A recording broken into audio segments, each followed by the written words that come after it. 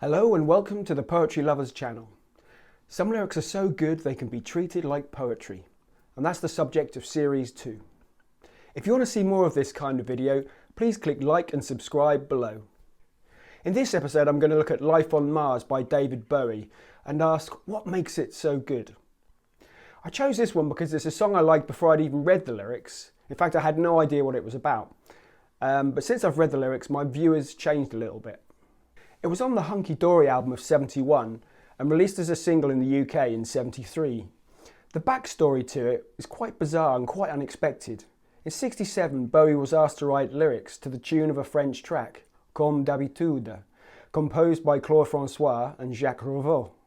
He wrote the lyrics and recorded a demo in early '68 entitled When I Live My Dream, which the French music publishers rejected. Only later, Paul Anka bought the rights to the song and rewrote the lyrics himself. And guess what the song was called? My Way, recorded by Frank Sinatra in 1969, which, as everybody knows, was a huge hit. Apparently this annoyed Bowie so much he decided to pen his own classic, parodying Frank Sinatra's version, and this became Life on Mars. Let's take a look. It's a bit difficult to do this without actually doing a David Bowie impression, but I'll try my best. So this is the first verse. It's a god-awful small affair to the girl with the mousy hair, but her mummy is yelling no, and her daddy has told her to go. But her friend is nowhere to be seen, now she walks through her sunken dream, to the seat with the clearest view, and she's hooked to the silver screen. So far we can see each line is building to something. The rhyme pattern starts off simple with pairs of consecutive lines ending with a rhyme. But then the final line changes the pattern. Silver screen rhymes with sunken dream 2 lines earlier.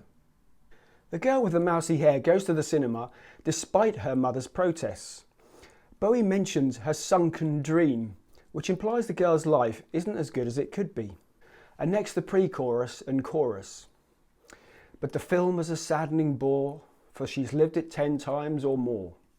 She could spit in the eyes of fools as they ask her to focus on sailors fighting in the dance hall. Oh man, look at those cavemen go. It's the freakiest show. Take a look at the lawman beating up the wrong guy. Oh man, wonder if he'll ever know. He's in the best-selling show. Is there life on Mars? So the film is a bore. Not such an escape from reality perhaps, as the girl had hoped for. She's lived it 10 times or more. Notice how the verse and pre-chorus teed us up for a grand flourish in the chorus. And this has a parade of strange characters, sailors depicted as cavemen and the lawman beating up the wrong guy. What do they depict? Reality or the world of cinema? Perhaps both. Perhaps fantasy and reality are blurring together. Oh man, wonder if he'll ever know. He's in the best-selling show. What does this mean, if anything at all? I don't think it necessarily does mean something, but it is an enigmatic statement that lures the reader and the listener in. How could a film character be conscious of his effect on the real world? And this is perhaps one of Bowie's greatest strengths. In a bizarre and burlesque way, he can make the listener feel a strong emotion, excitement, even grandeur. They can overlay their own fantasies and ideas upon the framework of the song. I suppose the question about the best-selling show could relate to the next line, is there life on Mars? Which may be asking in an indirect way, is there life and value beyond everyday life, beyond the mundane, on the silver screen for example, or elsewhere on Mars? And verse 2, it's on America's tortured brow that Mickey Mouse has grown up a cow. Now the workers have struck for fame, 'cause Lennon's on sale again. See the mice in their million hordes, from Ibiza to the Norfolk Broads. Rule Britannia is out of bounds, to my mother, my dog and clowns. I don't think this verse has any specific meaning. It's a collection of pop culture images prefixed by the phrase, America's tortured brow. So Bowie might be implying all this pop culture is absurd, and not good for the mind. He's certainly emphasising the absurd with the mention of clowns in the last line. Again, the verse builds to the final pre-chorus and chorus. But the film is a saddening bore, because I wrote it 10 times or more. It's about to be writ again, as I ask you to focus on sailors fighting in the dance hall. Oh man, look at those cavemen go. It's the freakiest show. Take a look at the lawman beating up the wrong guy. Oh man, I wonder if he'll ever know. He's in the best-selling show. Is there life on Mars? This time in the pre-chorus, Bowie is referring to himself. I wrote it 10 times or more. However, this may be just to give a little variation from the first pre-chorus. Then he says it's about to be writ again, which gives a sense of the endless repetition of the same plots in films and perhaps in life itself. But of course, he's always just being playful and finishes with a grand chorus.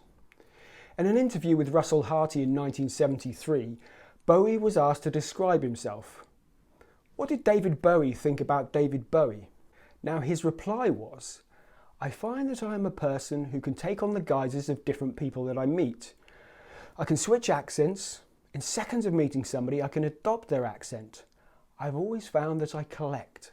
I'm a collector. Very interesting. And I've always just seemed to collect personalities, ideas. I have a hodgepodge philosophy, which really is very minimal. So it seems like Bowie is being very honest here. He's not necessarily writing something very political. It's just his fantasy, his imagination, and the fun of it.